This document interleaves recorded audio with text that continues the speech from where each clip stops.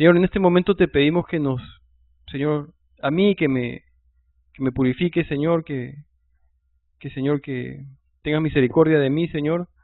Y también, Señor, te pedimos por todo, Señor, porque nos llenes de tu Espíritu Santo, Señor, porque quites el cansancio, quites, Señor, la ansiedad, quites todo lo que no viene de ti. Y a partir de este momento te dedicamos a ti este tiempo, Señor. Te pedimos que nos hables, te pedimos que, Señor, que en verdad nos transforme, Señor, que nos, que nos fortalezca, Señor, porque, Señor, necesitamos de ti, en verdad. Que esto sirva para, Señor, sujetarnos de ti, agarrarnos, tener más fe en ti, saber que vale la pena confiar en ti, Señor. Gracias, Padre, por este tiempo. Gracias porque donde dos o más están reunidos, Señor, en tu nombre, en el nombre de Jesús, Señor, Él dijo que Él está ahí. Entonces sabemos que está aquí con nosotros el Señor Jesús. Y te agradecemos, Señor, por eso. Háblanos ahora, te lo pedimos en el nombre de tu Hijo Jesús una vez más. Amén. Entonces, vamos a seguir con el capítulo 20. La clase pasada, ¿dónde nos quedamos? ¿No? Nos quedamos en el capítulo 19, que fue la destrucción de Sodoma y Gomorra. Vimos a Lot y a su familia cómo estaban tan mal, en verdad, tan desenfocados del Señor, que fueron guiados en verdad, a no tomar buenas decisiones, ni él, ni su esposa, ni sus hijas, ¿no? Y veíamos que era una consecuencia de estar, en verdad, desenfocados del Señor, que podemos ser a lo mejor cristianos, pasar la vida sin un compromiso al Señor, y nos va a afectar. Ahora, el capítulo 20 va a empezar con esta cita, que sí está aquí, de 1 Corintios 10:11. Dice, y estas cosas les acontecieron como ejemplo, y están escritas para amonestarnos a nosotros, a quienes han alcanzado los fines de los siglos. ¿Por qué está esta cita aquí? Porque vamos a encontrarnos con, con Abraham una vez más. ¿Recuerdan la última vez? Bueno, no la última clase, pero ¿recuerdan el incidente de Abraham cuando entró a Egipto? ¿Qué pasó? ¿Cómo mintió? Claro, le dijo a Sara que mintiera, que era su hermana, no confiando en Dios, en verdad, en que Dios lo podía proteger, cuando Dios ya le había prometido hasta darle un hijo. Bueno, Dios ha estado probando la fe de Abraham, ¿no? Y él ha estado creciendo en su fe. Hoy día vuelve a cometer el mismo error, el mismo pecado, ¿no? Entonces, este versículo está aquí porque está para nuestro ejemplo, y también la Biblia dice que nosotros tenemos que aprender estas cosas. Antes de aplastarlo a Abraham por repetir su error, tenemos que vernos a nosotros mismos y ver que muchas veces somos iguales, que repetimos el mismo error, que caemos en lo mismo, y el Señor nos perdona 70 veces 7 al final, ¿no? Entonces vamos a aprender de Abraham. Versículo 1 dice, de allí partió Abraham a la tierra del Negev, y acampó en Cades y Shur, y habitó como forastero en Gerar. Y dijo Abraham de Sara su mujer, es mi hermana. Y Abimelech, rey de Gerar, envió y tomó a Sara, ¿no? Y en Proverbios 3, versículos del 5 al 8, nos va a dar una verdad importante. Nos dice, Proverbios, fíate de Jehová de todo tu corazón y no te apoyes en tu propia prudencia. Reconócelo en todos tus caminos y él enderezará tus veredas. No seas sabio en tu propia opinión, teme a Jehová y apártate del mal, porque será medicina a tu cuerpo y refrigerio para tus huesos. Bien conocidos estos versículos, pero Abraham no lo está haciendo. Abraham está diciéndole a Sara otra vez que mienta, que diga la misma mentira. Cuando Dios se ha mostrado fiel, cuando se hacen las cosas a su manera, y ahora Abraham otra vez, a la manera de Abraham, está tratando de resolver sus problemas, no confiando en la protección de Dios. Entonces miente y entra a esta tierra, y dice el versículo 3, pero Dios vino a Abimelech en sueños de noche, y le dijo, he aquí, muerto eres a causa de la mujer que has tomado, la cual es casada con marido. Mas Abimelech no se había llegado a ella, y dijo, Señor, ¿matarás también al inocente? ¿No me dijo él, mi hermana es, y ella también dijo, es mi hermano? Con sencillez de mi corazón y con limpieza de mis manos he hecho esto. Y le dijo Dios en sueños, yo también sé que con integridad de tu corazón has hecho esto, y yo también te detuve de pecar contra mí, y así no te permití que la tocases. Ahora pues devuelve la mujer a su marido, porque es profeta, y orará por ti, y vivirás. Y si no la devolvieres, sabe que de cierto morirás tú y todos los tuyos. Ahora, aquí dice, está hablando el título que es de la soberanía de Dios y que nadie puede cambiar los planes de Dios. Lo que Él dice que va a suceder, sucederá. ¿Y a qué viene esa referencia? En el versículo 7, Dios le va a estar diciendo, no es en el 7, perdón, es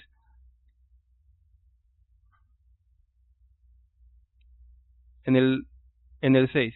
El versículo 6, Dios habla unas cosas que vale la pena destacar. Dice, Dios le dice a Abimelech, sí, tú has obrado con integridad porque no sabías.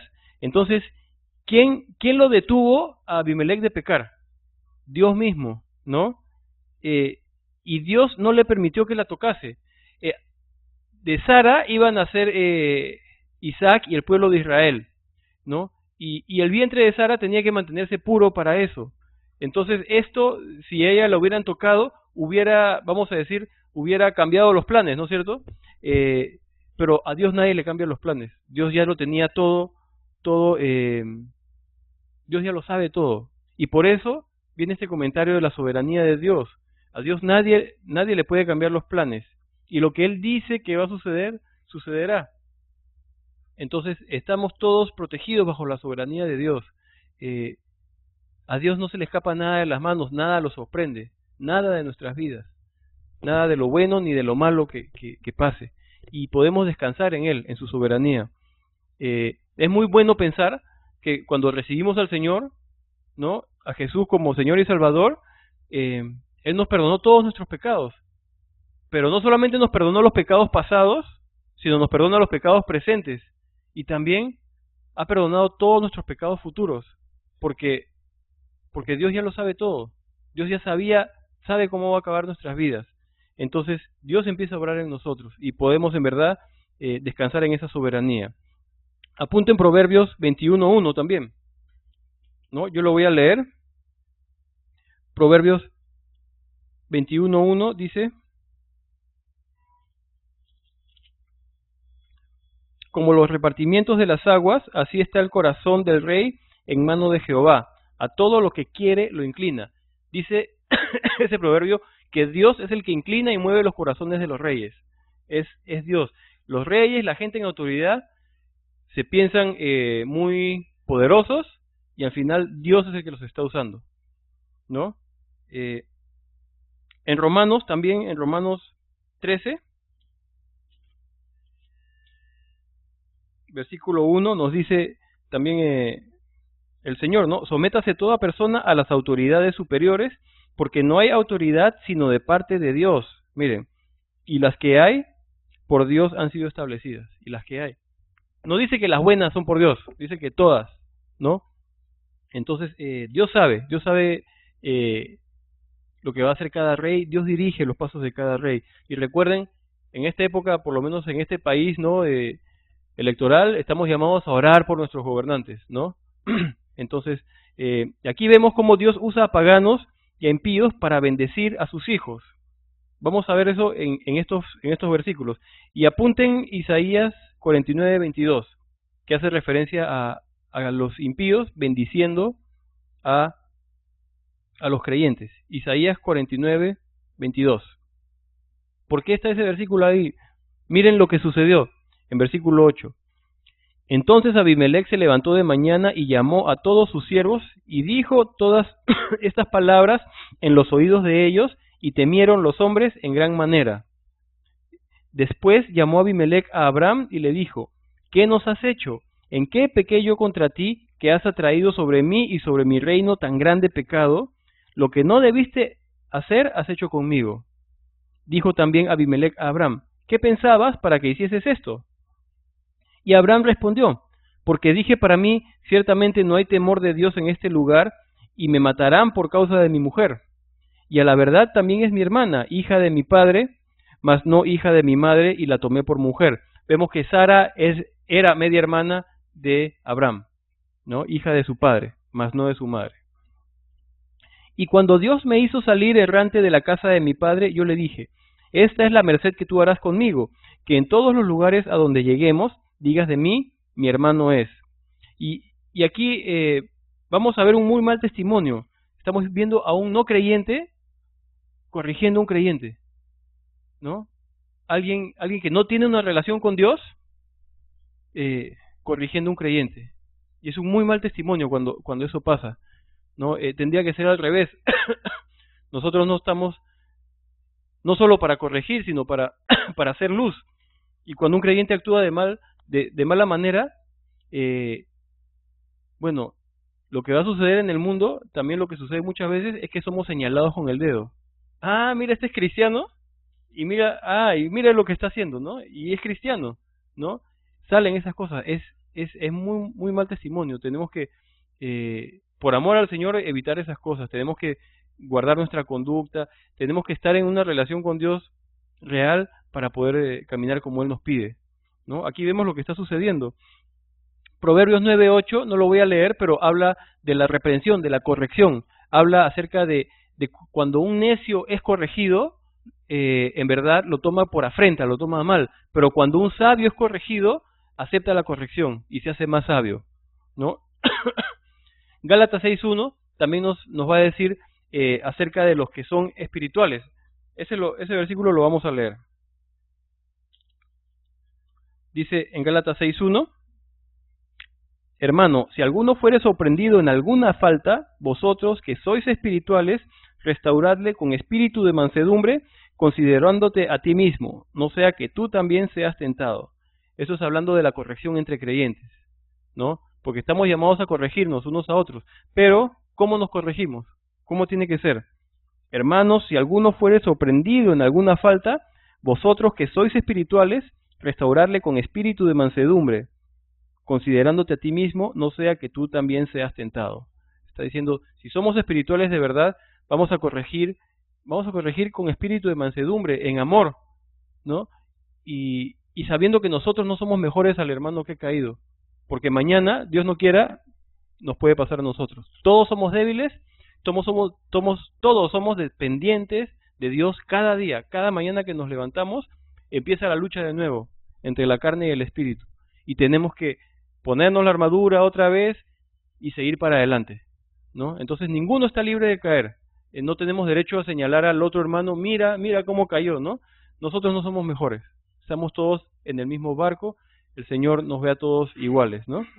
Siendo espirituales. Si somos espirituales, vamos a corregir con mansedumbre. Si somos carnales, quizás vamos a señalar con el dedo. Versículo 14. Hablando de ese comentario de que los impíos bendicen, ¿recuerdan a los creyentes? Miren lo que sucede en el versículo 14. Entonces Abimelech tomó ovejas y vacas y siervos y siervas y se los dio a Abraham y le devolvió a Sara su mujer. Y dijo Abimelech: He aquí mi tierra está delante de ti, habita donde bien te parezca. Y a Sara dijo: He aquí he dado 1000 monedas de plata a tu hermano, mira que él te es como un velo para los ojos de todos los que están contigo, y para con todos, así fue vindicada, ¿no? Realmente ella está siendo protegida. Entonces Abraham oró a Dios, y Dios sanó a Abimelech y a su mujer, y a sus siervas, y tuvieron hijos. Abimelech no podía tener hijos con su mujer, y todo esto ha traído al final una bendición para su vida. Versículo 18. Porque Jehová había cerrado completamente toda matriz de la casa de Abimelech a causa de Sara, mujer de Abraham. Entonces, vemos, repitió el error, repitió el pecado. El Antiguo Testamento está escrito para nuestro ejemplo, vimos al principio. Vemos que es un muy mal testimonio que un no creyente esté corrigiendo a un creyente. No debería pasar, debería ser al revés. Nosotros iluminar, afectar, influenciar la vida de la gente que no tiene a Dios y que vean algo diferente. Y por último, si somos espirituales, nunca vamos a pensarnos superiores al hermano, ¿no? Al contrario, si somos espirituales, nuestro hermano cayó, tenemos que decirle: hey, estoy contigo, ¿no? Darle la mano, levantarlo. Si está equivocado y hay que corregir a un hermano, lo hacemos con la Biblia también, y en amor y en mansedumbre. Cuando hay casos dentro de la iglesia, Mateo 18 también nos muestra los pasos a seguir para hablar con un hermano. Primero ir uno a uno solo para ver si se arrepiente de su error, si no ir con 2 o 3 testigos, y si no después con más, ¿no? Esos son los pasos a seguir. Pero siempre en amor y en mansedumbre, sabiendo que nosotros no somos mejores, ¿no? Entonces Abraham cometió ese error, no somos nadie para juzgarlo. Y versículo 21 ya empieza con una promesa cumplida del Señor. Y miren lo que dice el versículo 1, es en verdad, nos sirve recordar. Dice, visitó Jehová a Sara, como había dicho, e hizo Jehová con Sara, como había hablado. Y Sara concibió y dio a Abraham un hijo en su vejez, en el tiempo que Dios le había dicho. Entonces, otra vez, el versículo 1, hay dos cosas que tenemos bien importantes. Visitó Jehová a Sara, ¿cómo? Como había dicho. Dios había hablado más de una vez que iba a dar a luz en su vejez. Se rió Sara en su corazón. Ahora se va a reír de alegría. Dios lo que dice lo cumple. La segunda cosa, e hizo Jehová con Sara como había hablado. Como había dicho, Dios hizo, y también como había hablado. Dos cosas. Una vez más, ¿en qué podemos confiar en este mundo? ¿De qué podemos aferrarnos?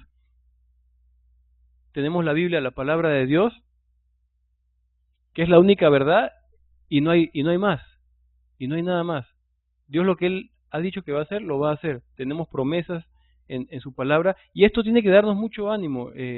La palabra de Dios no es un libro, como escuchábamos ahora más temprano, son las palabras en verdad que Dios ha hablado, ¿no? Y no hay error, y podemos confiar en Él. Nunca va a fallar Dios en su palabra, nunca va a fallar. Lo que Él dijo va a suceder, ¿no? Y eso podemos tomarlo para las correcciones que nos quiere hacer el Señor, para las promesas que nos da, para el ánimo también que nos quiere dar, en fin, para cualquier situación en nuestra vida.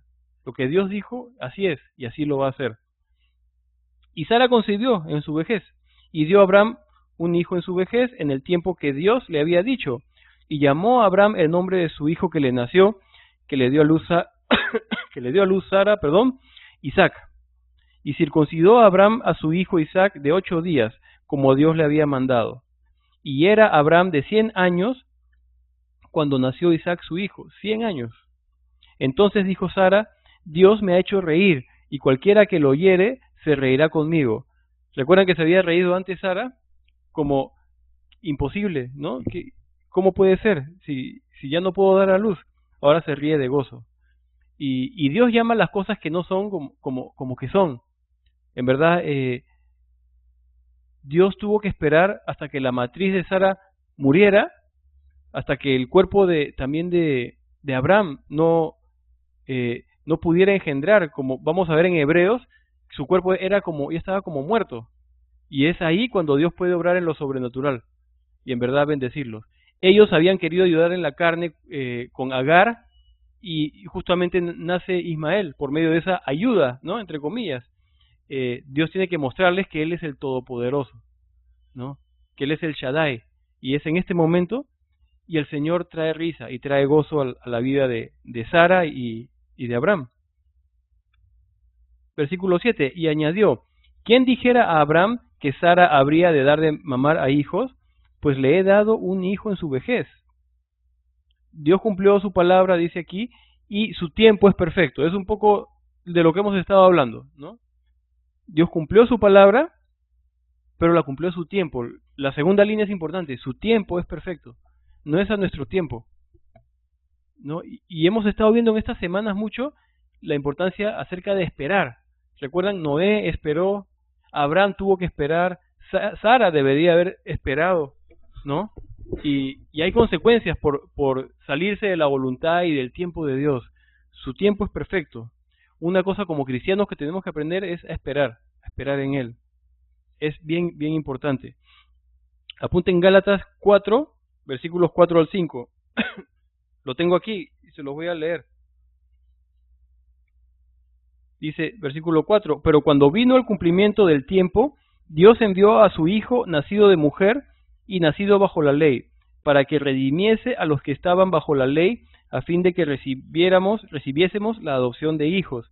Versículo 4 empieza diciendo, pero cuando vino el cumplimiento del tiempo. Dios tiene su tiempo perfecto para cada cosa, para cada evento de la vida, del mundo y de nuestras vidas también. Dios sabe por qué suceden las cosas en un tiempo. Muchas personas adultas, ¿no? Y antes yo me incluía también, me preguntaba cuando conocí al Señor, era todo maravilloso y decía, ¿y por qué no me pasó antes? Me pasó cuando tenía 28 años. ¿Por qué no me pasó antes? ¿No? Pues Dios sabe por qué. Dios sabe que ese era mi tiempo perfecto, ¿no? Pensando las cosas, yo recuerdo que me habían predicado y había yo ofendido y había insultado a los que me habían predicado, ¿no? Y no había escuchado, y Dios me tuvo que hacer aprender de otra manera y me hizo esperar. Dios sabe por qué, obra en cada uno de manera distinta, ¿no? Entonces Dios tiene su tiempo perfecto, pero Dios cumple su palabra, eso es lo importante. Josué 23:14 también es un versículo que no lo quiero pasar porque es un versículo que todos deberíamos saber, a pesar que no es tan conocido ni popular, es bien importante. Dice Josué 23, aquí versículo 14, dice así. Está hablando Josué al pueblo y dice: he aquí que yo estoy para entrar hoy por el camino de toda la tierra. Reconoced pues con todo vuestro corazón y con toda vuestra alma que no ha faltado una palabra de todas las buenas palabras que Jehová vuestro Dios había dicho de vosotros. Todas os han acontecido, no ha faltado ninguna de ellas. Este versículo es importantísimo. Está diciendo Josué que no ha faltado una palabra de todas las buenas palabras que Jehová vuestro Dios ha dicho de vosotros. Todas os han acontecido, no ha faltado ninguna de ellas. Entonces, Dios cumple su palabra, Dios cumple y tenemos que aprender a sujetarnos de Él y de eso. Su palabra es verdad y Él hace como Él dice. Y nació Isaac. Y versículo 8 nos habla de Isaac. Dice: y creció el niño y fue destetado, e hizo Abraham gran banquete el día que fue destetado Isaac. Y vio Sara que el hijo de Agar la egipcia, el cual ésta le había dado a luz a Abraham, se burlaba de su hijo Isaac. Por tanto, dijo a Abraham: echa a esta sierva y a su hijo, porque el hijo de esta sierva no ha de heredar con Isaac mi hijo. Le está diciendo: echa a tu hijo. Y miren la reacción de Abraham. Este dicho pareció grave en gran manera a Abraham a causa de su hijo. No he podido poner la palabra en hebreo aquí, pero cuando está diciendo que pareció grave en gran manera, en el hebreo significa, da el sentido de que le rompió el corazón a Abraham. ¿Por qué? Porque era su hijo, a pesar que no era el hijo de la promesa, era un hijo de adolescente de 13 años con el cual ha vivido. Y ahora le está diciendo Sara, su mujer: despáchalo a él y a su mamá. Y le rompió el corazón. ¿Y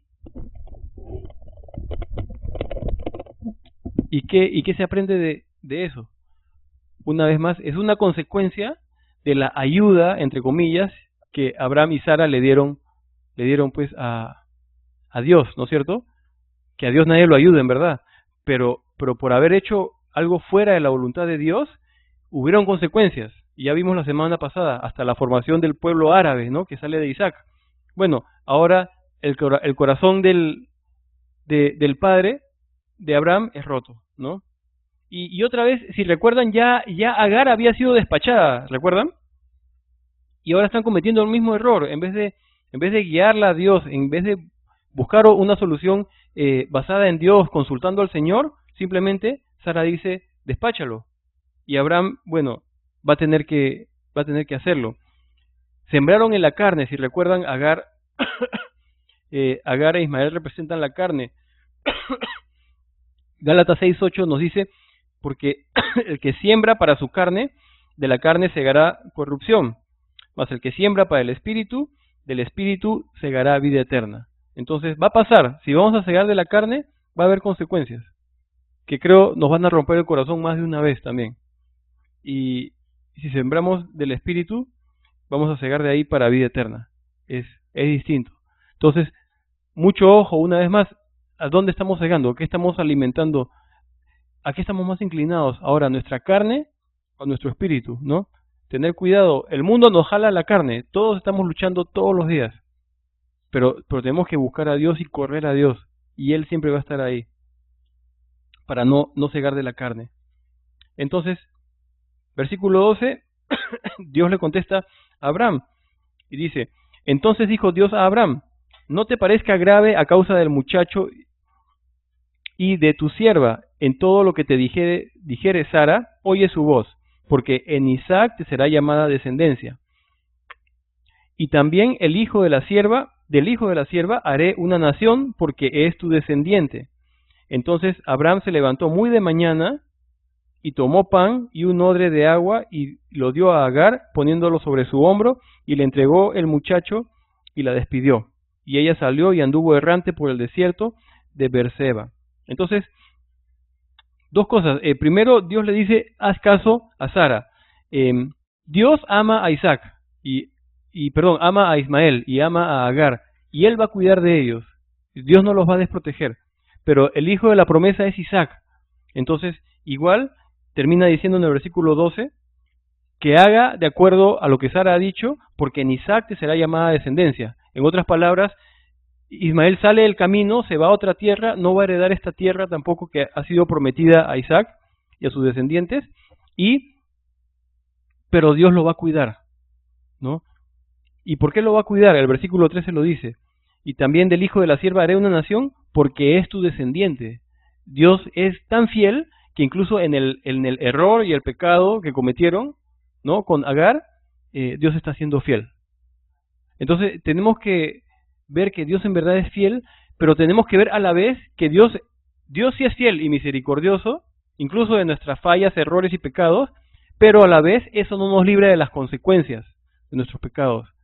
Dios va a dejar que paguemos las consecuencias de nuestros pecados, pero va a hacerlo en misericordia también, ¿no? Y Abraham la despacha, ¿no? Y miren con qué la despacha, con un odre de agua y pan, nada más. Y fíjense por dónde va a caminar, por un desierto, ¿no? Un desierto con agua y pan, no es mucho en verdad. Y versículo 15 dice, y le faltó el agua del odre, y echó al muchacho debajo de un arbusto, y se fue y se sentó enfrente, a distancia de un tiro de arco, porque decía, no veré cuando el muchacho muera. Y cuando ella se sentó enfrente, el muchacho alzó su voz y lloró. Se quedaron sin agua en medio del desierto, lo echa esperando que va a morir, no hay más esperanza. Y llora Ismael. Pero miren el versículo 17. Y oyó Dios la voz del muchacho, y el ángel de Dios llamó a Agar desde el cielo y le dijo, ¿qué tienes, Agar? No temas, porque Dios ha oído la voz del muchacho en donde está. Dios ha oído la voz de ese muchacho. Levántate, alza al muchacho y sosténlo con tu mano, porque yo haré de él una gran nación. Otra vez, una gran nación. Pero no dice que va a ser bendición para todo el resto de la tierra, ni es la descendencia que Dios había preparado, ¿no? Una vez más, no es el hijo de la promesa, sino de la carne. Versículo 19.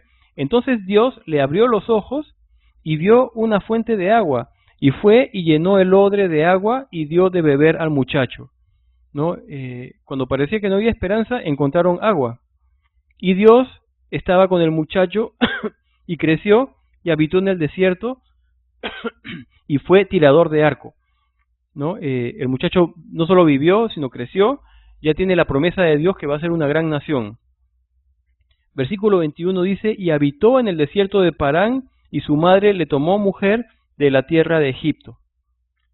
Ismael, que significa Dios oye, y aquí dice que Dios escuchó el llanto de Ismael.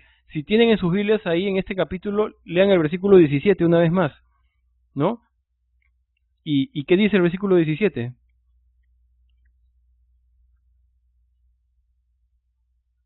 Y Dios oyó la voz del muchacho, ¿no?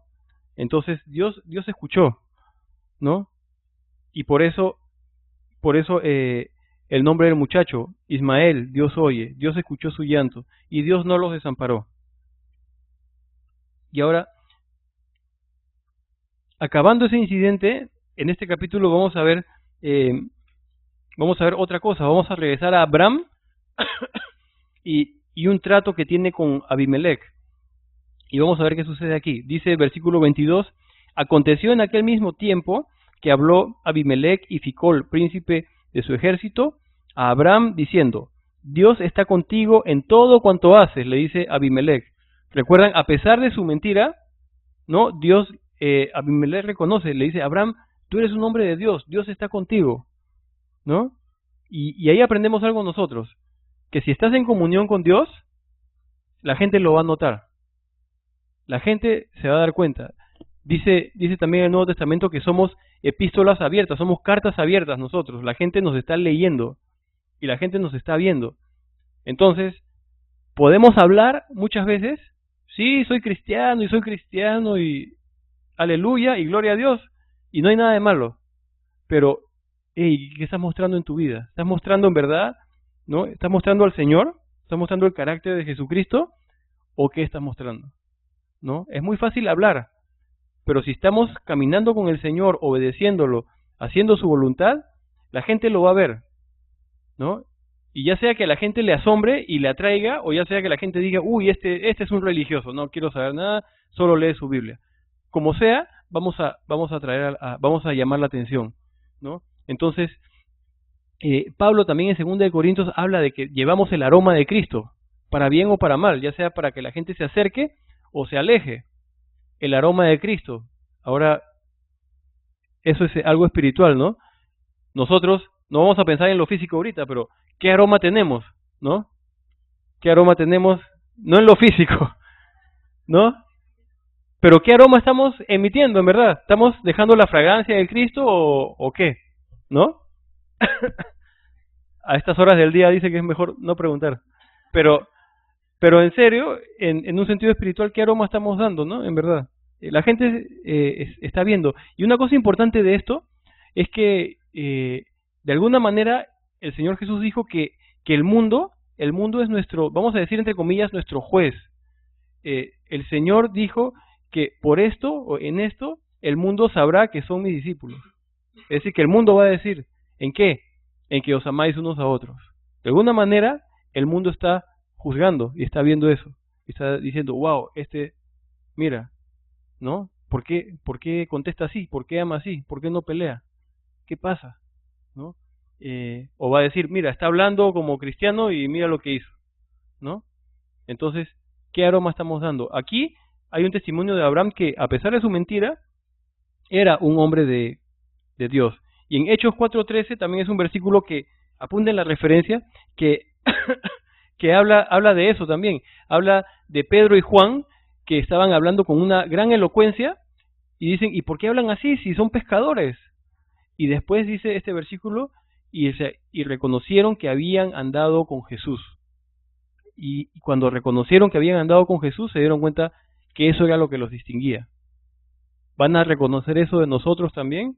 ¿O no? Es algo que tiene que pasar en nuestras vidas, que se tiene que dar.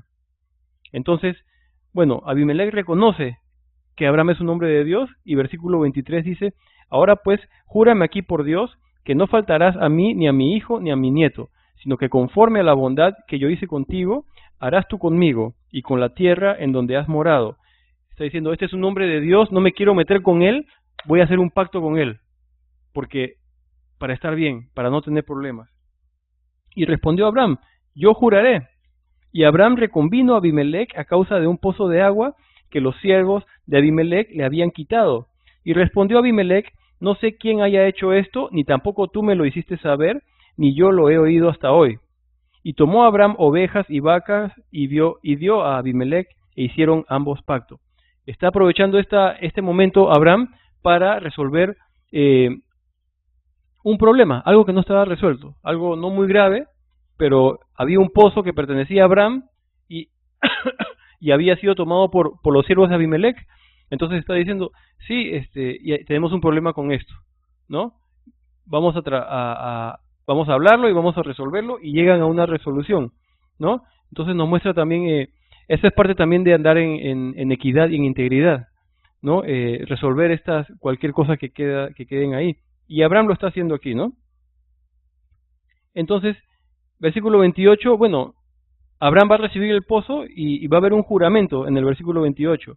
También dice el versículo 28, entonces puso Abraham 7 corderas del rebaño aparte. Y dijo Abimelech a Abraham, ¿qué significan estas 7 corderas que has puesto aparte? Y él respondió, que estas 7 corderas tomarás de mi mano para que me sirvan de testimonio de que yo cavé este pozo. Está dejando un testimonio, más que un juramento es un testimonio, diciendo, aquí tienes, tú estás diciendo que este pozo es mío, ¿no? Y aquí están las 7 ovejas, ¿no? Tú estuviste de acuerdo y por eso te entregué las ovejas, ¿no? Y nos muestra también algo, ¿no? Está poniendo las cosas en orden, está arreglando y ordenando sus asuntos, bien claramente, para que no quepa ninguna duda. Más adelante hoy día vamos a ver cómo Abraham compra una tierra para enterrar a Sara. Y también va a dejar las cosas bien en orden, bien en claro, para que no quepa ninguna duda que él pagó por esa tierra y que es de él y que nadie se la pueda volver a reclamar. Está dejando las cosas en orden. Entonces, ya están las 7 corderas tomadas, han pactado, han llegado a un acuerdo, y versículo 31 dice, por esto llamó a aquel lugar Beerseba, porque allí juraron ambos. Así hicieron pacto en Beerseba, y se levantó Abimelech y Ficol, príncipe de su ejército, y volvieron a tierra de los filisteos.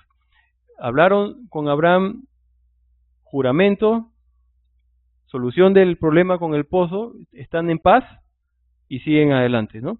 Y plantó Abraham un árbol tamarisco en Beerseba e invocó ahí el nombre de Jehová, Dios eterno. vuelve Abraham a invocar otra vez el nombre de Dios. Y moró Abraham en tierra de los filisteos muchos días. Ahora vamos a continuar con la historia, pero hemos tenido que ir un poco rápido. Este capítulo, con el capítulo 24, son bien importantes. En verdad, el capítulo 22 está conectado con el capítulo 24. En medio vamos a tener el capítulo 23 que habla de la muerte de Sara, pero en verdad capítulos 22 y 24 son parte de la misma historia.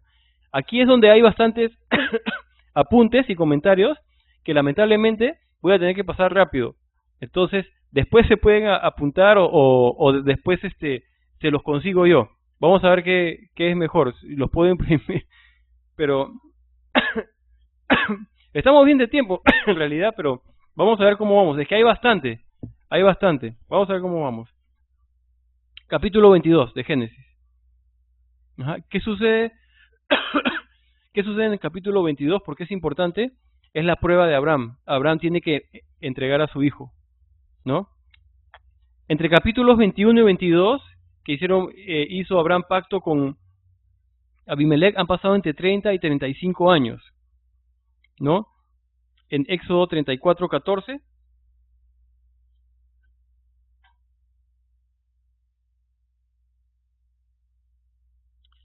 Éxodo 34, gracias. Estamos en capítulo 22 de Génesis ahorita.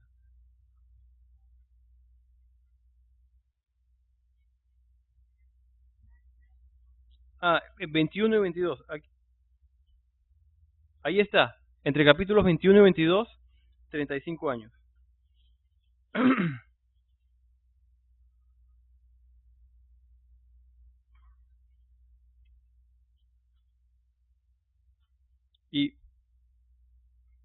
Y Éxodo 34, 14 lo voy a leer. Dice aquí acerca de este capítulo, del tema de este capítulo. Dice, porque no te has de inclinar a ningún otro Dios, pues Jehová, cuyo nombre es celoso, Dios celoso es. Está hablando Dios, Jehová, que Dios es celoso de nuestro afecto, de nuestro amor, de nuestras prioridades, a quienes tenemos encima de nuestra vida. El hacerse ídolos en el Antiguo Testamento se refería obviamente a estatuas, ¿no es cierto? Hoy en día sabemos que no tenemos que idolatrar, pero podemos tener ídolos, como sabemos, el dinero puede ser un ídolo, una relación, un hijo puede ser un ídolo. ¿Qué cosa es un ídolo? Cualquier cosa que está por encima de Dios. Si tú o yo tuviéramos en nuestra vida a alguien o algo por encima de Dios, eso se ha convertido en nuestro ídolo, porque ocupa nuestro primer afecto, nuestro primer pensamiento, el primer lugar en nuestra vida. Y Dios quiere el primer lugar, y Dios quiere nuestro amor y nuestra confianza. De eso se trata un poco este capítulo. Dios es celoso y no quiere que tengamos otros dioses más que Él. Es lo mismo que hemos dicho ahorita. No quiere que tengamos otros dioses más que Él. Y Dios quiere, aquí dice también, nuestro todo. No nos quiere a nosotros a medias. No nos quiere nada más los domingos en la iglesia o el miércoles en la iglesia o 5 minutos en la mañana cuando oramos. Dios quiere todo, todo, todo de nosotros. Todo lo que nos pide, ¿no? Porque Él lo dio todo por nosotros. Y esa es la unidad que quiere tener Dios con nosotros, ¿no? Que seamos uno, y que lo amemos, ¿no? Él dijo, si me amáis, guardad mis mandamientos. Vamos a ver un poco lo que dice este capítulo. Versículo 1 dice, aconteció después de estas cosas que probó Dios a Abraham. Noten eso, que Dios probó a Abraham. Y le dijo, Abraham, y él respondió, heme aquí. Y vamos, mientras leemos, fíjense la reacción de Abraham que va teniendo a los mandatos de Dios, cuánto se demora en obedecer después de sus desobediencias previas que hemos visto en otros capítulos, ¿no? Vamos a ver que aquí la cosa es distinta. Él está dispuesto a contestarle al Señor inmediatamente. Aquí dice, heme aquí. Versículo 2. Y dijo, toma ahora tu hijo, tu único, Isaac, a quien amas, y vete a tierra de Moriah, y ofrécelo allí, en holocausto sobre uno de los montes que yo te diré, ¿no? Y este pasaje es conocido, pero nomás quiero que tengan la pregunta, aunque sea en mente. ¿A quién está siendo ofrecido Isaac? Si vemos el versículo 2. Dice, toma ahora tu hijo Isaac, tu único, Isaac, a quien amas, y vete a tierra de Moriah, y ofrécelo allí en holocausto sobre uno de los montes que yo te diré. No lo dice ahí, pero ¿a quiénes podemos saber que estaba siendo ofrecido o que iba a ser ofrecido? A Dios, obviamente, ¿no es cierto? Tengan eso en mente, porque va a haber algo interesante, ¿no? Con respecto a eso. Y aquí Dios está probando, dice, la fe de Abraham es probada. ¿Por qué es probada? Porque Dios quiere que crezcamos en nuestra fe. No es para confundirnos y no es para destruirnos. Es para que crezcamos y ejercitemos y desarrollemos nuestra fe. La fe de Abraham es probada en este caso. Y Dios quiere que crezcamos en nuestra fe. Y ¿saben qué? Hay bendición al otro lado. Cuando en verdad confiamos y tenemos fe y avanzamos por fe, vamos a ser de verdad increíble y sorprendentemente bendecidos. Voy a tener que avanzar, puedo retroceder después. Acá hay unas razones por las cuales Dios nos prueba, ¿no? Y Dios nos prueba, hay 3 razones básicas, pueden haber otras, pero 3 razones que podemos citar. Uno es para purificar nuestra fe, para purificar, ¿no? Y apunten la referencia, 1 de Pedro 1, versículos 6 al 9, hablando de purificar nuestra fe.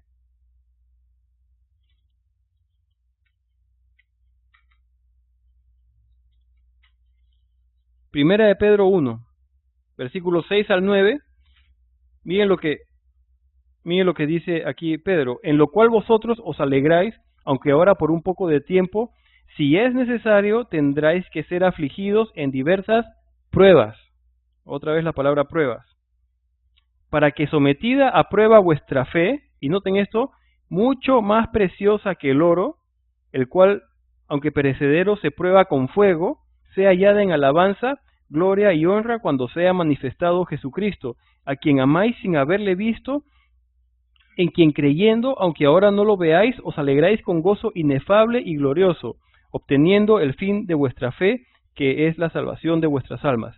Bien interesante, ¿no?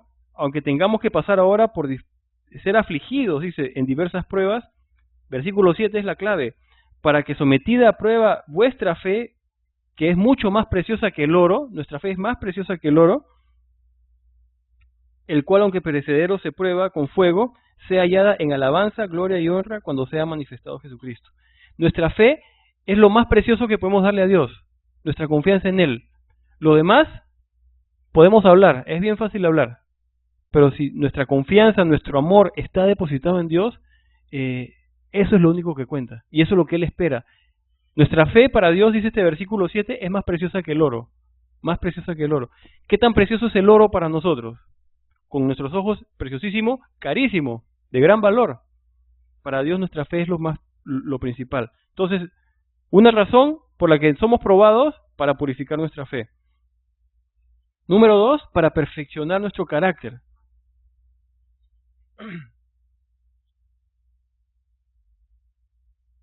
No solamente para crecer en nuestra fe, sino para perfeccionar nuestro carácter.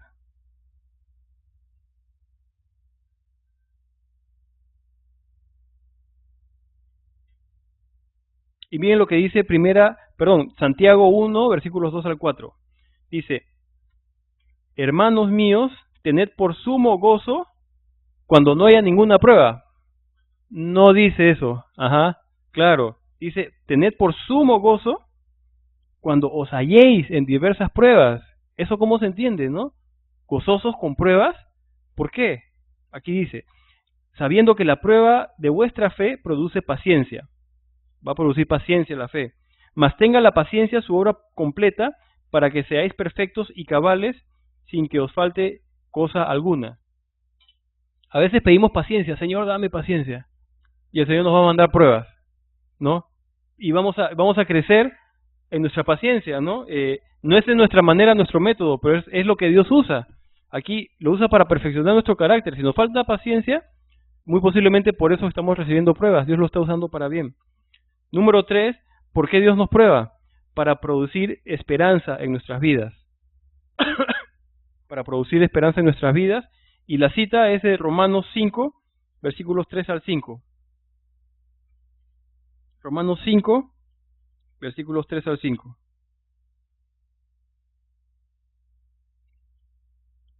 Y vamos a ver muchas cosas con respecto a las pruebas. Dice Romanos 5, versículos 3 al 5. Dice, y no solo esto, sino que también nos gloriamos en las tribulaciones, sabiendo que la tribulación produce paciencia. Y la paciencia, prueba. Y la prueba, esperanza. Y la esperanza no avergüenza, porque el amor de Dios ha sido derramado en nuestros corazones por el Espíritu Santo que nos fue dado. Esta tribulación dice que va a producir paciencia una vez más. La paciencia también, va a traer pruebas. Y la prueba va a traer esperanza, ¿no?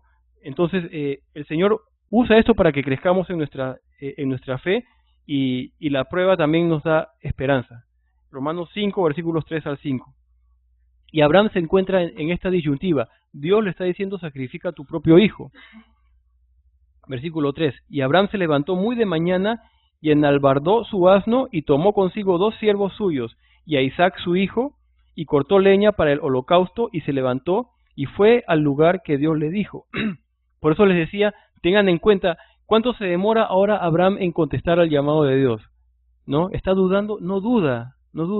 Su fe en verdad ha crecido, su confianza en Dios de años y años y años de relación y comunión con Dios, de fracasos, de levantarse de nuevo, de ver la fidelidad de Dios, de ver que Dios habla lo mismo y nunca cambia, lo lleva a este momento, el momento de la gran prueba, y él va a pasar la prueba. Y Abraham se levantó muy de mañana, inmediatamente, ¿no? Enalbardó su asno, tomó consigo 2 siervos suyos y a Isaac su hijo. Tenía todo listo, cortó leña para el holocausto y se levantó y se fue al lugar que Dios le dijo. Ahora, hay demasiados comentarios y yo no debería haber puesto tanto comentario para avanzar. Después voy a tener que pasarlos rápido como les dije, pero no se preocupen, después se los puedo pasar si quieren. Es importante ver que la prueba no es lo mismo que la tentación.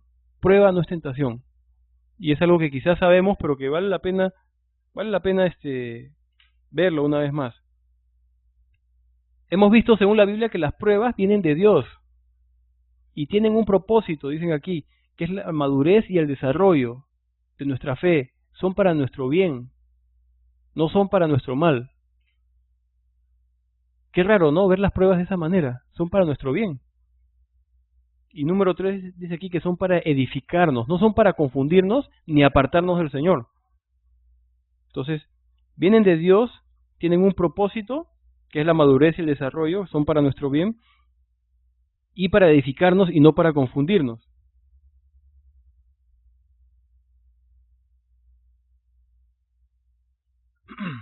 ¿Puedo regresar? Voy a tener que avanzar un poquito.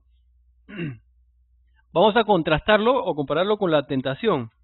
La tentación viene de nuestros propios deseos. Y Satanás las usa contra nosotros, ¿no? Cuando viene de nuestros deseos, también viene del diablo, la tentación viene del mundo. Pero a fin de cuentas son nuestros propios malos deseos. Satanás las usa contra nosotros.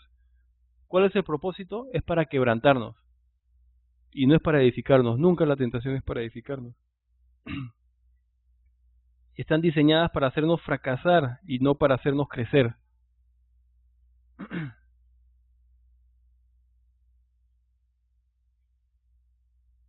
Entonces, la tentación, ¿no? La tentación nace de nuestra carne, nace de adentro nuestro. La prueba viene de afuera, viene de Dios, ¿no? Aquí dice que la tentación, perdón, viene de nuestros propios deseos. Satanás las usa contra nosotros, son para quebrantarnos y no para edificarnos. Están diseñadas para hacernos fracasar y no para hacernos crecer. Entonces, hay pruebas y hay tentaciones, son cosas distintas. La tentación, dice aquí, después lo puedo poner, la tentación no viene de Dios. Y si ven Santiago, capítulo 1, también es un pasaje conocido, nos habla acerca de la tentación. Y vale la pena verlo. Dice Santiago 1, versículos 12 al 17. Dice, bienaventurado el varón que soporta la tentación, porque cuando haya resistido la prueba, recibirá la corona de vida que Dios ha prometido a los que le aman. Cuando alguno es tentado, fíjense, no diga que es tentado de parte de Dios, porque Dios no puede ser tentado por el mal, ni él tienta a nadie, sino que cada uno es tentado cuando de su propia concupiscencia es atraído y seducido. Entonces la concupiscencia, después que ha concebido, da a luz el pecado, y el pecado, siendo consumado, da a luz la muerte. Amados hermanos míos, no erréis. Toda buena dádiva y todo don perfecto desciende de lo alto, del Padre de las luces, en el cual no hay mudanza ni variación. Dice que la tentación no viene de Dios, porque Dios no puede ser tentado ni tienta. Viene, dice, cuando de su propia concupiscencia es atraído y seducido. Ese es el origen. Entonces, es diferente prueba que tentación. ¿Y por qué fue probado Abraham? Bueno, vamos a leerlo y de ahí lo voy a pasar, pero ¿por qué fue probado Abraham? Acá hay 4 razones. 1, para probar el progreso de su fe. 2, para probar el compromiso de su fe. A ver si en verdad estaba dispuesto a hacerlo todo. Número 3, para probar en quién o qué se encontraba su fe. ¿En verdad confiaba? Y número 4, para probar a quién pertenecían su amor y devoción. ¿Prefería Abraham a su hijo o a Dios? ¿No? Otra vez, ¿por qué fue probado Abraham? Número 1, para probar el progreso de su fe, si ha crecido en fe o no, ¿no? O todos estos años han sido, digamos, en balde. Número 2, para probar el compromiso de su fe, ¿no? Hasta dónde está dispuesto a llegar. Número 3, para probar en quién o en qué se encontraba su fe, si en verdad estaba puesta en Dios. Y número 4, para probar a quién pertenecían su amor y su devoción. Son 4 razones, y ustedes pueden investigar, pueden encontrar más también, pero son 4 cosas que se pueden ver, ¿no? Para probar a quién pertenecía su amor y devoción es la número 4. Después se los paso, no se preocupen. Dice, de verdad, sí. Dice el versículo 4, al tercer día alzó Abraham sus ojos y vio el lugar de lejos. Y recuerden, al tercer día alzó Abraham sus ojos y vio el lugar de lejos. Entonces dijo Abraham a sus siervos, esperad aquí con el asno, y yo y el muchacho iremos hasta allí y adoraremos y volveremos a vosotros. Y esto es bien importante. Está diciéndole a sus siervos no solo que esperen. ¿Qué dice la última parte del versículo? Dice, se van los dos solos ¿Y quiénes volverán a los siervos? Y volveremos. No dice volveré, volveremos. Y muchos piensan podría estar mintiendo, pero Abraham estaba totalmente convencido de que de que Dios iba a hacer lo que había dicho. ¿Qué había dicho Dios de Isaac también? Que iba a ser de él una gran nación, ¿no? Bueno, no está todavía, no existe la gran nación porque Isaac es soltero. Vamos a ver su matrimonio ya un poco más adelante. Ajá, con Rebeca, ¿no? Entonces, ha aprendido Abraham que Dios va a hacerlo y va a hacerlo de alguna manera. Si es que él ya habló y ha cumplido como ha sido fiel, ¿no? Entonces le está diciendo que va a volver. Hebreos 11, 17 al 19 lo voy a leer también porque es importante. Habla acerca de eso. Dice, versículo 17, por la fe Abraham cuando fue probado ofreció a Isaac y el que había recibido las promesas ofrecía su unigénito, habiéndosele dicho, en Isaac te será llamada descendencia. Él ya sabía. Y miren versículo 19, pensando que Dios es poderoso para levantar aún de entre los muertos, de donde en sentido figurado también le volvió a recibir. ¿No?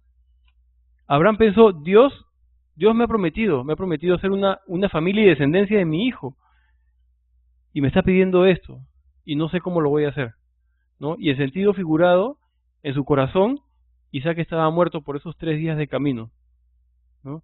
En nuestro caminar de fe, a nosotros no nos corresponde averiguar los cómo Dios va a hacer esto, y cómo va a salir eso, pero me pide hacer eso, ¿y cómo, no? ¿Cómo va a ser Dios? ¿Por qué me pide esto? No nos corresponde averiguar los cómo, eso es potestad de Dios, solo se nos manda a obedecer, ¿no? Y a ese punto está llegando Abraham, y a ese punto, con seguridad, Dios quiere que nosotros lleguemos, quiere que yo llegue a eso, ¿no? Y que todos nosotros aquí también. Voy a leerlo de nuevo antes de pasarlo. Dice, en nuestro caminar de fe no nos corresponde averiguar los cómo. Eso es potestad de Dios. Solo se nos manda a obedecer. Es así, nada más. No hay más. Dios hace el resto y Dios muestra después. Recuerden, la fe es lo contrario a ir por vista. No vamos por vista, ni por sentimientos, ni sensaciones. Es por fe. Si Dios dijo, adelante. Y aquí, bueno, vemos que se postró Abraham. En el versículo 17, creo que es, voy a leerlo aquí. No, perdón, en el versículo 5, que acabamos de leer, lo voy a leer aquí, dice, ¿no? Entonces dijo Abraham a sus siervos, esperad aquí con el asno, y yo y el muchacho iremos hasta allí, ¿y qué? Y adoraremos, y volveremos a vosotros. Es la primera vez en la Biblia que aparece la palabra adoración. Y la palabra adoración viene de estas dos palabras hebreas, shau, kau, ¿no? De donde viene el nombre shaka, ya, ¿no? Que es la palabra actual hebrea, ¿no? Shaka, ¿se acuerdan? Como el grupo de música, claro, shaka, ¿no? Es la primera mención en la Biblia de la adoración. Y shaka, lo que quiere mostrar, está hablando acerca de postrarse de cara al suelo. Es un acto de humilde reverencia. Eso es a lo que se refiere Abraham aquí, ¿no? Y nosotros hacemos bien en tomar su ejemplo, ¿no? Tener esa actitud de postrarse ante el Señor, ¿no? Con la cara, la frente al suelo y buscarlo así. No es la única manera de buscar al Señor, pero es agradable a Él también. Entonces, van a adorar, ¿no? Aquí dice, es la primera mención en la Biblia, es un acto de humilde reverencia. Entonces, sabemos por el libro de Hebreos que hemos leído que Abraham sabía que Dios iba a hacer algo, tenía confianza en Él y siguió adelante. Sin embargo, humanamente, ¿cómo habrá estado su corazón? ¿Dolido? ¿Angustiado? ¿Como un padre? Seguramente que sí. Sin embargo, ¿qué va a ser más grande en Abraham ahora? ¿El sentimiento, la angustia, el dolor o su fe en Dios, su confianza en Él? Él está dispuesto a ir hasta el final y confiar en Dios. Versículo 6, y tomó Abraham la leña del holocausto y la puso sobre Isaac su hijo, y él tomó en su mano el fuego y el cuchillo y fueron ambos juntos. Abraham aquí tenía entre 125 y 135 años, Ujú. ¿No? Ya no era un joven, en verdad, ya estaba avanzado en años, ¿no? Isaac tenía entre 25 y 35 años. A veces, cuando se nos presenta esta figura en libritos para niños o en ilustraciones o en dibujos animados, sale Isaac como un niño de 5 años, de 6 años, y ya era un hombre, ¿no? Y era, era un hombre ya formado. Una pregunta, ¿quién de los dos creen que era más fuerte, que tenía más fuerza física? Isaac, obviamente. Abraham es mayor, ya es mayor, ¿no? Y sin embargo, lo que vamos a ver es que, perdón, que Isaac voluntariamente se va a someter a lo que su padre le pida, ¿no? Aquí vemos que la leña la cargó justamente Isaac porque era un hombre más fuerte y era un hombre, no era un niño, ¿no? Versículo 7. Entonces habló Isaac a Abraham su padre y dijo, Padre mío. Y él respondió, heme aquí mi hijo. Y él dijo, he aquí el fuego y la leña, mas ¿dónde está el cordero para el holocausto? Y respondió Abraham, Dios se proveerá de cordero para el holocausto, hijo mío. E iban juntos. Y cuando llegaron al lugar que Dios le había dicho, edificó allí Abraham un altar y compuso la leña, y ató a Isaac su hijo y lo puso en el altar sobre la leña. Abraham de 125 años, vamos a decir, ató a su hijo de 35 años como sacrificio. ¿Ustedes creen que fue voluntario de parte de Isaac o forzó? Fue voluntario, se sometió, exactamente, se sometió voluntariamente a la voluntad de su padre, se sometió. Y, y a pesar de, para Abraham debe haber sido un momento muy doloroso, estuvo dispuesto a hacer la voluntad de Dios él, ¿no? E Isaac, como dice aquí, se sometió voluntariamente también a la voluntad del padre, ¿no? De su padre Abraham, ¿no? Fue, fue voluntario. Ujú. Sí, interesante, ¿no? Se ven también voluntariamente Jesús está dispuesto a sacrificarse. Hay cosas interesantes ahí. Ahorita vamos a ver de eso. Y extendió a Abraham su mano y tomó el cuchillo para degollar a su hijo. Miren, ¿no? Levantó la mano para hacerlo. Entonces el ángel de Jehová le dio voces desde el cielo y dijo, Abraham, Abraham. Y él respondió, heme aquí. Y dijo, no extiendas tu mano sobre el muchacho ni le hagas nada, porque ya conozco que temes a Dios por cuanto no me rehusaste tu hijo, tu único. Y antes, y antes de seguir, bueno, ya Abraham estaba a punto de sacrificar, y acá hay un detalle interesante. Noten otra vez el versículo 11. ¿Quién le habla a Abraham para que detenga el cuchillo? El ángel de Jehová. Ajá. Y miren lo que le dice el ángel de Jehová. No extiendas tu mano sobre el muchacho ni le hagas nada, porque ya conozco que temes a Dios. Y miren lo que dice al final. Por cuanto no me rehusaste tu hijo, tu único hijo.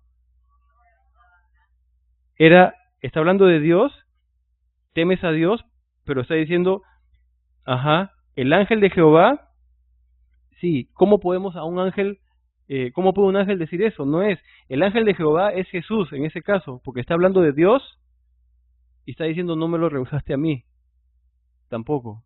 Si se dan cuenta, por eso le decía al principio del capítulo, en el versículo 2, Dios le habla y Dios le dice, toma ahora tu hijo, tu único Isaac, a quien amas, y vete a tierra de Moriah y ofrécelo ahí en holocausto sobre uno de los montes que yo te diré. Dios Padre está hablando, y aquí está hablando el ángel de Jehová. No debería haber diferencias. Si fuera Dios el Padre, el relato podría seguir perfectamente diciendo, y Dios le habló, pero no es Dios el que le habla, es el ángel de Jehová, es Jesucristo el que le habla, ¿no? Y es el que está diciendo, ¿no? Lo que va a hacer ahora. ¿Qué ha pasado en esta prueba para Abraham?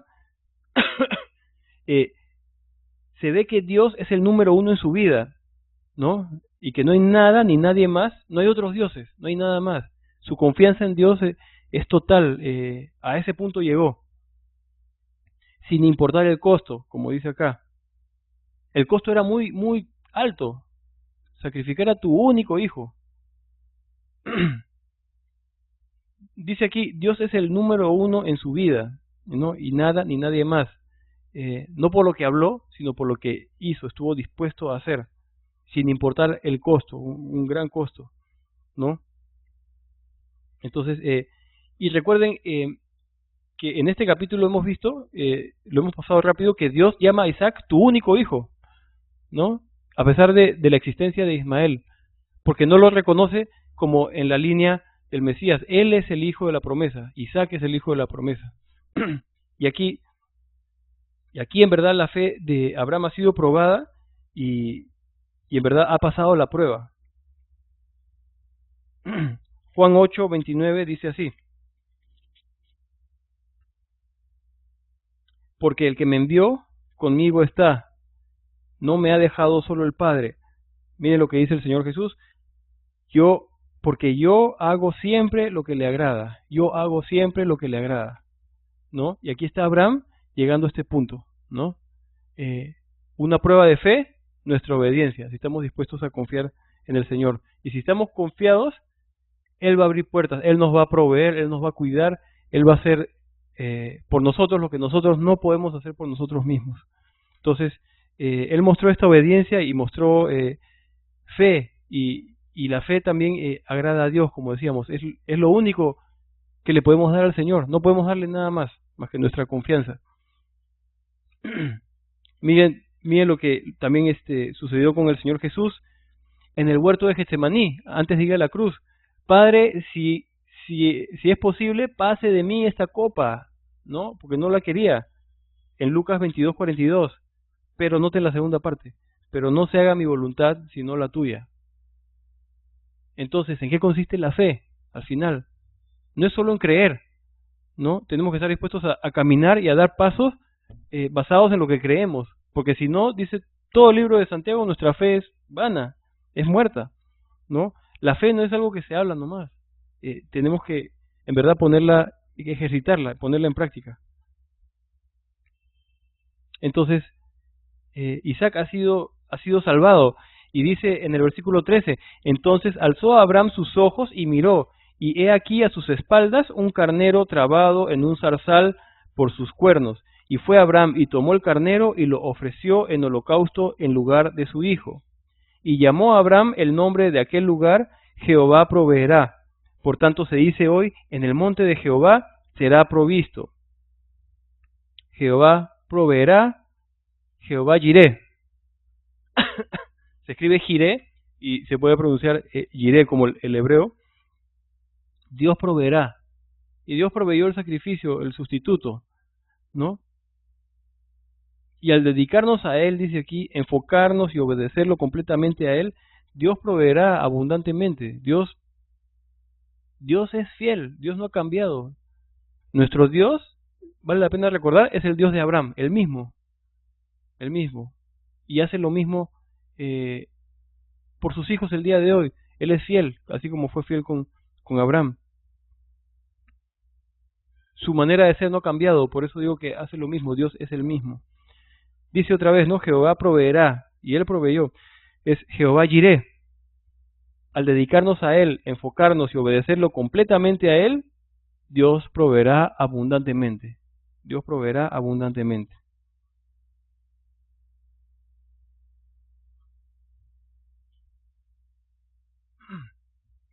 Hay una cosa que vale la pena, en la que podemos pensar. Dice al principio del capítulo: Dios probó a Abraham. Si pensamos en términos de escuela, ¿qué cosa es una prueba? Un examen. Cada semana ustedes, pobres, tienen un examen. El lunes, ¿no? ¿Para qué, no? Claro, a la prueba. Para ver cómo, ¿no? En el colegio, en la universidad, para ver cómo estás, ¿no? A ver si sabes lo que deberías saber, para ver si pasas o no pasas, ¿no? Es diferente, no es diferente con Dios, ¿no? Las pruebas siguen siendo pruebas, exámenes, solamente que el único tema para Dios es nuestra fe, nuestra confianza. Y la cosa es si pasamos o no el examen, nada más. Y Dios lo usa para hacernos crecer, Así como las pruebas se usan para aumentar nuestro conocimiento y progresar, Dios usa las pruebas de fe para hacernos crecer en fe, ¿no? Y poder verlo al otro lado de la prueba. Versículo 15 dice, y llamó el ángel de Jehová a Abraham por segunda vez desde el cielo, otra vez el ángel de Jehová, y dijo, por mí mismo he jurado, dice Jehová, que por cuanto has hecho esto y no me has rehusado tu hijo, tu único hijo, de cierto te bendeciré y multiplicaré tu descendencia como las estrellas del cielo y como la arena que está a la orilla del mar, y tu descendencia poseerá las puertas de sus enemigos. Una gran promesa, bendición, multiplicar su descendencia, muchísimas, como las estrellas del cielo, miren, y como la arena que está a la orilla del mar. Si se imaginan, Abraham en la costa, está diciendo en otras palabras, no importa dónde mires, si miras arriba o abajo, ahí vas a ver la cantidad de hijos que te voy a dar, ¿no? A donde quiera que mires, así va a ser tu descendencia, ¿no? Y tu descendencia poseerá las puertas de sus enemigos. En tu simiente serán benditas todas las naciones de la tierra, por cuando obedeciste a mi voz. Todas, ya no los judíos, todo el mundo, todas las naciones de la tierra. ¿Por qué? Por medio de Abraham se formará el pueblo de Israel, ¿no es cierto? Y por medio de Israel vendrá el Mesías, vendrá Jesucristo, y bendecirá a todas las naciones de la tierra, ¿no? Por medio de Abraham se formará el pueblo de Israel, y por medio de Israel vendrá Jesucristo, y bendecirá a todas las naciones de la tierra. Y si se dan cuenta, en esto fallaron los judíos, los fariseos, me refiero. Ellos eran muy orgullosos de que tenían la ley de Dios y que los gentiles eran perros, ¿no? Y cuando fallaron en ver en su propia ley, ¿no? En el libro de los orígenes, como ellos le llaman, el Bereshit, ¿no? El Génesis, que por medio de Abraham, su padre, en verdad ellos debían ser bendición para todo el mundo, pero lo tuvieron como algo para ellos nada más, como una cuestión de orgullo, considerándose mejores que otros. Y ese es el error que tenemos que evitar nosotros, muchas veces. El Señor nos ha bendecido, el Señor se nos ha revelado, pero ojo, ¿no? No somos mejores que nadie y estamos llamados a compartir, ¿no? Cuidado con juzgar, ¿no? Ese es pecador, ese está pero perdido, ¿no? Ojo, ¿no? Igual no hay diferencia con nosotros, no hay ninguna diferencia con cualquier, entre comillas, el peor pecador que podamos encontrar en la calle. No hay ninguna diferencia. Solo que el Señor se nos ha revelado a nosotros y estamos llamados, Él nos quiere usar a nosotros para hacer bendición para toda la tierra igual. Ahora viene la parte que hay varios comentarios de tipología y lamentablemente lo voy a tener que pasar, pero se los voy a dar después porque sí es bien importante. Lo que hemos visto hasta ahora ha sido la prueba de fe de Abraham y hemos visto cómo a Dios le agrada nuestra fe. Esa es la lección más importante de ese capítulo hasta ahora, ¿no? La fe, ¿no? Que nos tiene que llevar a confiar en Dios totalmente. Y tenemos que preguntarnos quién está primero en nuestras vidas, ¿no? ¿Dios o alguien más? O algo más. Y si hay algo diferente que no sea Dios, tenemos que ir a sus pies, pedirle perdón. Y Señor, por favor cambia eso, porque yo sé que no está bien, ¿no? Es ahí donde el Señor nos quiere tener, teniéndolo a Él primero, confiando nosotros en Él, ¿no? A pesar que, como dice Pedro, no lo vemos, ¿no? Pero el Señor nos quiere llevar a ese punto. Y es ahí donde tenemos que estar, ¿no? Tenemos que, en verdad, todos los días, decidir creerle al Señor. Tenemos muchas pruebas y somos necios a veces, pero tenemos que aprender a confiar. Dios no ha cambiado y sigue siendo bueno. Sigue siendo bueno. Recuerden los cómo, no nos toca a nosotros. Dios se encargará, ¿no? Voy a contar, me viene a la mente un testimonio de Mesot, ¿no? Que creo que fue el año pasado. Él se los puede contar con más detalle, pero se despertó, creo que ni siquiera era de día, era de madrugada, con un número de teléfono. O creo que lo soñaste, Mesot. Lo soñaste, ¿no? El número de teléfono, lo tenía en la mente, ¿no? Y como que el Señor le decía, anda, llama ese número, ¿no? Y Mesot no sabía qué hacer, ¿no?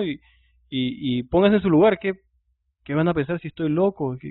Mesot en verdad se fue tempranito en la mañana, marcó el número sin saber ni siquiera qué iba a decir, ¿no? Y alguien contestó y ni siquiera era una casa, me dice era una compañía de seguros. Y contesta la persona, el recepcionista, y Mesor lo único que le dice, mira, no sé por qué, pero Dios me ha dado ese teléfono, este número, y solamente te puedo decir que Dios te ama y que Él te puede ayudar. No me acuerdo las palabras exactas, ¿no? Pero Mesor sabe el testimonio. Y la persona se quebrantó. Y era una persona, era un hombre que había estado caminando con el Señor, se había alejado y le dijo a Mesor, eso es lo que necesitaba escuchar. Así, le tocó así. Y fue, ¿qué fue? Una locura. ¿Qué pasa si Mesor no lo hacía? ¿No?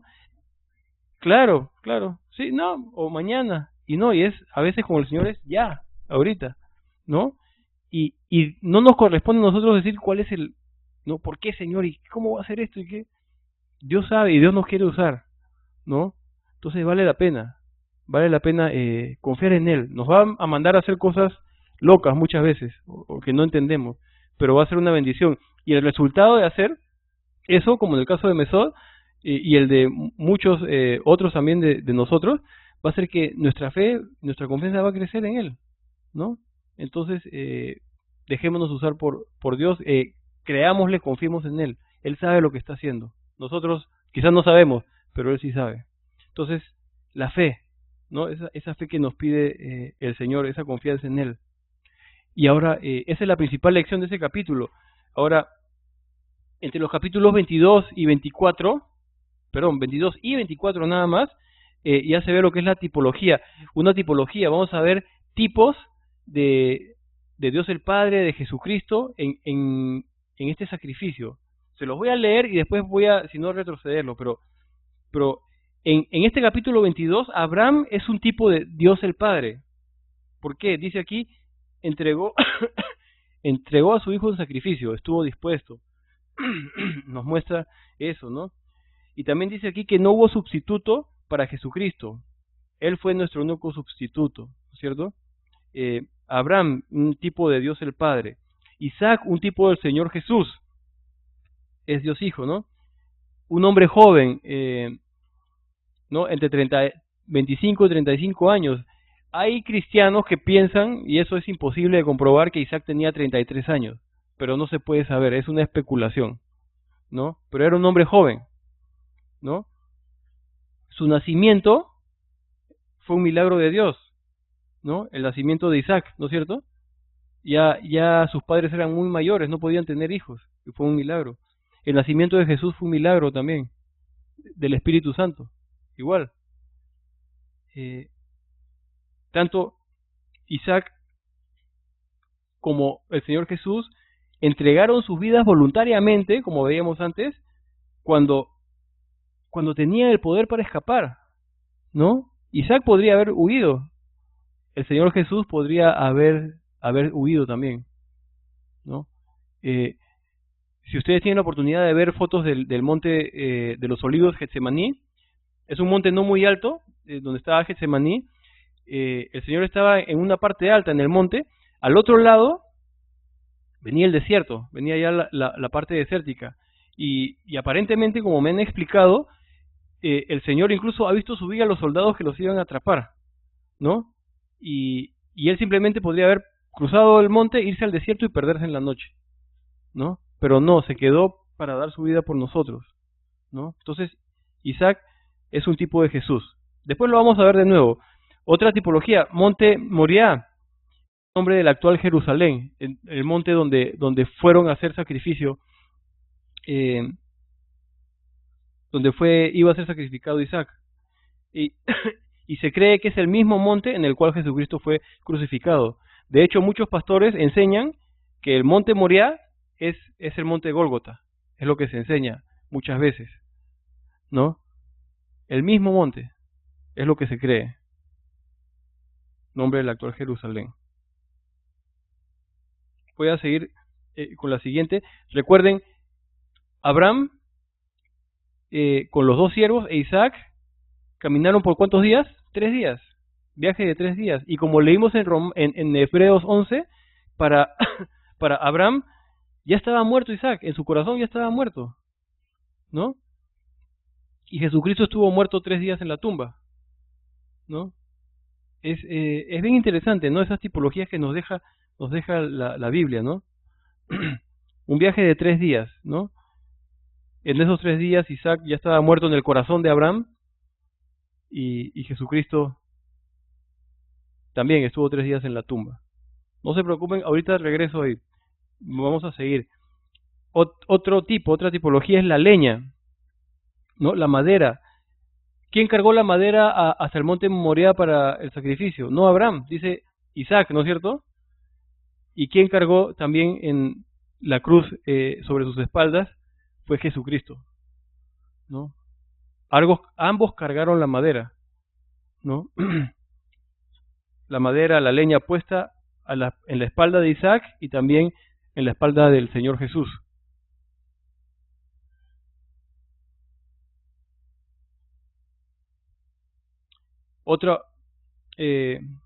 Otras tipologías fueron juntos, ¿no? Abraham e Isaac caminaron juntos hasta el monte. El Padre y el Hijo obraron juntos también en el plan de nuestra salvación. Y se acuerdan que fueron, aquí dice 2 jóvenes, ¿no? Pero Abraham fue con 2 siervos, 2 personas más. Jesucristo fue crucificado entre 2 ladrones también. Entonces, aquí dice que fueron juntos, ¿no? El Padre y el Hijo obraron juntos en el plan de nuestra salvación. Eso lo sabemos desde profecías, desde Isaías y otras.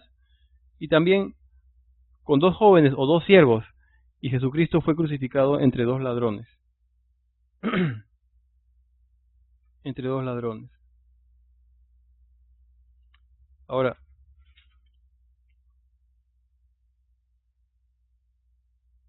voy a continuar, después la voy a poner otra vez. Esto también es bien interesante. Esto ya pertenece al capítulo 24. Después vamos a ver ya con Isaac y su esposa. Abraham regresa solo. Obviamente Isaac no murió, pero Abraham regresa solo. Isaac no vuelve a aparecer en la historia. ¿Hasta cuándo? Hasta su boda, ¿no? En el capítulo 24, ¿no? Y Jesús igualmente será visto, bueno, después de que ascendió al cielo, será visto cuando regrese por su novia en el rapto de la iglesia. Solamente ahí va a ser visto, no va a ser visto antes. Voy a leerlo de nuevo. Dice, Abraham regresa solo. Isaac no vuelve a aparecer hasta su boda, ¿no? Jesús será visto después de su ascensión hasta que regrese por su novia en el rapto de la iglesia. Quizá debería decir aquí, Jesús no será visto hasta ese momento. Desde que ascendió, ya no va a ser visto hasta que regrese por su novia en el rapto de la iglesia. Entonces son tipologías que sí se dan. Esto no es digamos, inventado. El Señor lo ha dejado ahí y da muchos tipos, ¿no? Ahora, en el capítulo 24 vamos a hablar de la esposa, ¿no?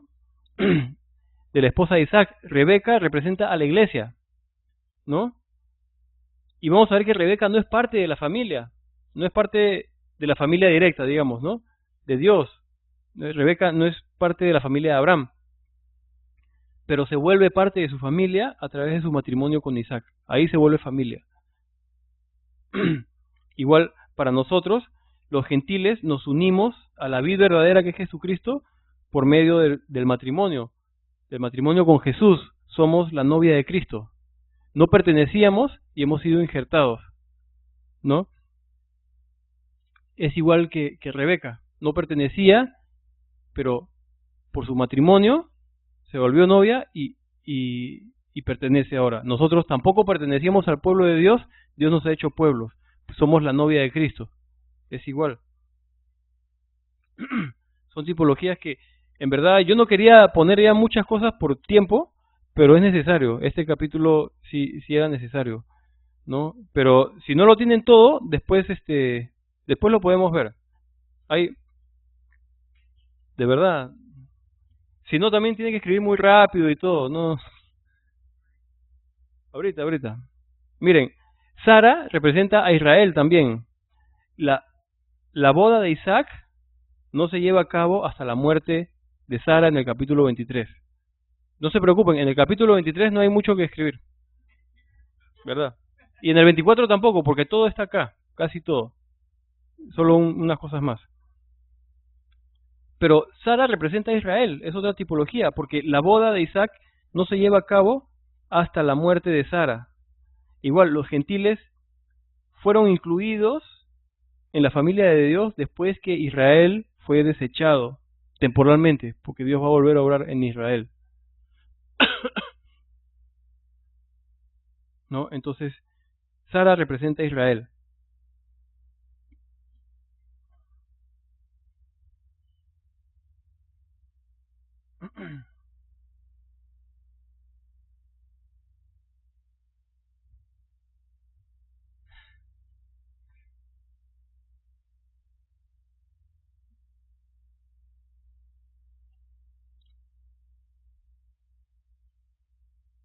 Y en el capítulo 25 vamos a seguir con la misma tipología. Vamos a encontrarnos con el siervo de Abraham. El siervo de Abraham que va a ir a buscar la novia, la esposa para Isaac. Y por Génesis 15:2 sabemos que es Eleazar el siervo. Ese es el nombre del siervo, Eleazar. Y Eleazar significa consolador. Entonces, el siervo de Abraham, Eleazar, es un tipo del Espíritu Santo. Es un tipo del Espíritu Santo. ¿Y cuál es la misión del siervo? Es enviado a buscar la novia para Isaac, ¿no? El Espíritu Santo es quien está obrando en el mundo, también llamando a la gente a convertirse en la novia de Cristo. Si Isaac es un tipo de Jesús, en ese caso, la novia, ¿quién es la novia? Somos nosotros, ¿no? Y el Espíritu Santo es el que trae a la gente, es el consolador, el que va a traer a la gente al Señor. Es sorprendente, en verdad, ¿no? Es el siervo de Abraham, el Espíritu Santo. Eleazar significa consolador. Sabemos que es Eleazar de Génesis 15:2. Y el siervo, Eleazar, es enviado a buscar la novia para Isaac. El Espíritu Santo es quien está obrando en el mundo hoy, llamando a la gente a convertirse en la novia de Cristo. En otras palabras, más corto, el Espíritu Santo es el que está buscando y trayendo a Jesús, su novia, ¿no? Entonces vemos tipologías. Abraham, recuerden, Abraham, Dios el Padre; Isaac, Jesucristo, ¿no? Después vemos, ahora estamos viendo Eleazar, el Espíritu Santo. Rebeca es la novia, nosotros, ajá. Sara, Israel, ¿no? Entonces se dan muchos de esos tipos, ¿no? Isaac desaparece y no va a volver a aparecer sino hasta que se encuentre con su novia, ¿no? Después que el siervo, el consolador, la haya ido a buscar, ¿no? Es en verdad impresionante, ¿no? Y versículo 19 dice: y volvió Abraham a sus siervos, y se levantaron y se fueron juntos a Beerseba, y habitó Abraham en Beerseba. Aconteció después de estas cosas que fue dada noticia a Abraham, diciendo: he aquí que también Milca ha dado a luz hijos a Nacor tu hermano, Uz su primogénito, Buz su hermano, Kemuel padre de Aram, Kesed, Aso, Pildas, Gidlaf y Betuel. Y Betuel fue el padre de Rebeca. Estos son los 8 hijos que dio a luz Milca de Nacor, hermano de Abraham. Y su concubina, que se llamaba Reuma, dio a luz también a Teba, a Gam, a Taas y a Maaca, ¿no? Todos los nombres, ¿no? Y vemos que por otro lado en la familia de Abraham, estaban teniendo descendientes también. Ahora, capítulo 23 trata acerca de la muerte de Sara, ¿no? Y después Abraham compra una tumba para poder enterrar a Sara. Y dice, los primeros 3 versículos van a hablar acerca de su muerte. Fue la vida de Sara 127 años. Tantos fueron los años de la vida de Sara, 127. Y murió Sara en Kiriat Arba, que es Hebrón, en la tierra de Canaán, y vino Abraham a hacer duelo por Sara y a llorarla.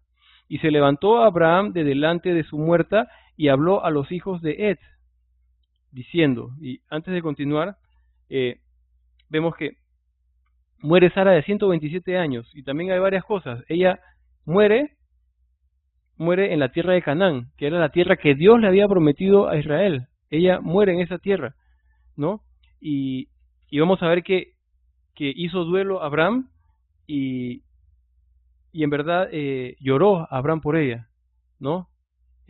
Han tenido una vida de más de 100 años juntos, ¿no? Y en verdad, bueno, la muerte es una parte de la vida, ¿no? Que tenemos que enfrentar como consecuencia del pecado.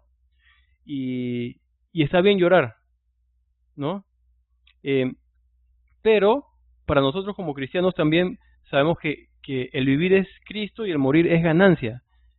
Salmo 116, versículo 15, también dice algo interesante que vale la pena ver. Dice aquí, en el versículo 15 dice, estimada es a los ojos de Jehová la muerte de sus santos. Noten, voy a leerlo de nuevo. Estimada es a los ojos de Jehová la muerte de sus santos, ¿no? Es algo estimado, es algo de estima para el Señor. ¿Cómo puede ser que la muerte sea estimada para el Señor? Porque la muerte de sus santos no representa el fin de la vida de un santo, sino empieza en verdad ya su vida en la eternidad con el Señor, ¿no? Y por eso es que es algo bueno y agradable para el Señor. Nos vamos de aquí y nos vamos para el Señor, y se acabó el pecado y se acabó la lucha, y vamos a vivir con Él para siempre, sin más lamentaciones, sin más llanto, delante de Él. Eso es maravilloso en verdad. Pero Abraham, siendo un hombre de fe, lloró a su esposa, la lloró, y está bien, y Dios ha provisto que ese hecho, que puede ser bueno, en verdad que también causa dolor. Dios ha provisto que también podamos llorar a nuestros muertos y lamentarnos por la muerte cuando sucede. Ahora, para un cristiano en verdad sí es distinto, porque nosotros con la muerte de un ser querido cristiano lo vamos a extrañar mucho seguramente, y quizá vamos a llorar egoístamente porque nos va a hacer falta a nosotros, pero en realidad Él va a estar mejor que nosotros, va a estar delante del Señor, Él va a estar mucho mejor que nosotros. Entonces podemos llorar, pero tenemos esperanza también, ¿no? Entonces llorar humanamente es parte de la vida, pero hay esperanza más allá. Para nosotros nada acaba con la muerte, todo empieza en verdad. La muerte es dolorosa, pero tenemos una esperanza viva. En Primera de Pedro 1:3, no voy a leer el versículo, pero ahí nos dice Pedro, ¿no? Que bendito sea nuestro Dios, que nos ha llamado a una esperanza viva, ¿no? Primera de Pedro 1:3.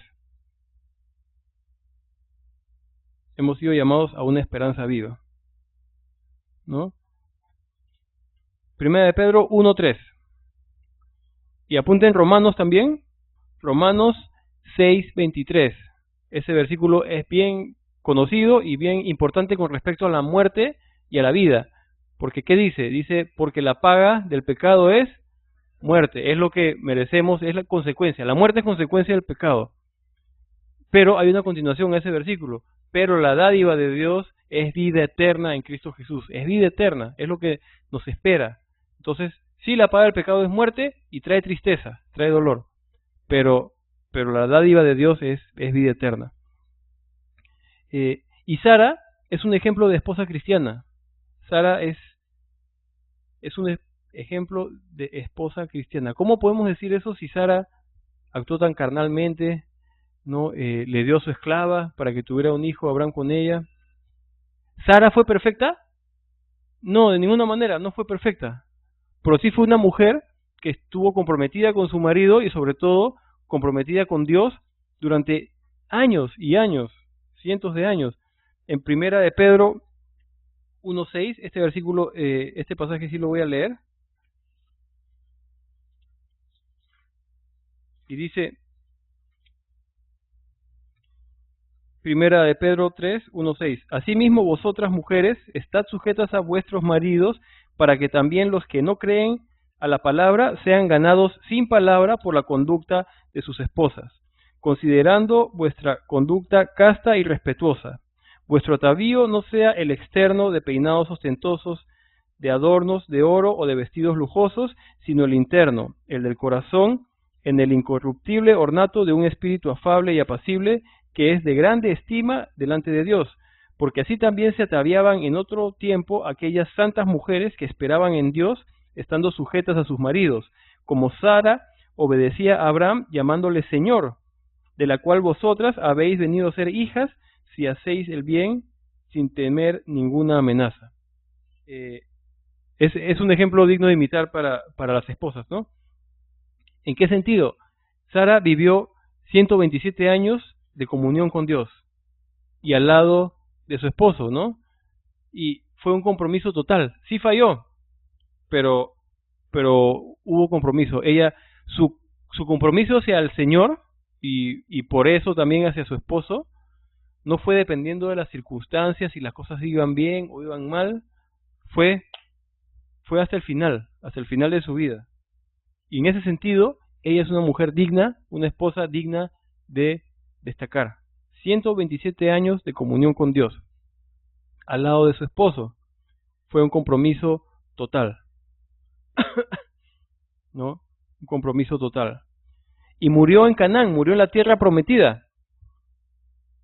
¿Qué nos muestra eso un poco? Que disfrutó de la promesa y de las bendiciones de Dios. Murió en la tierra que Dios le había prometido y murió dejando un hijo. Dios había prometido, Dios cumplió, Dios había prometido la tierra, murió ahí. Fue una mujer que caminó con Dios y que disfrutó de las promesas y de las bendiciones de Dios, ¿no? Justamente por caminar con el Señor. Es un gran ejemplo eso para nosotros. Y otra vez, la pregunta, ¿fue perfecta? No fue para nada perfecta, ¿no? Pero sí fue una mujer de compromiso, al final, con el Señor hasta el final.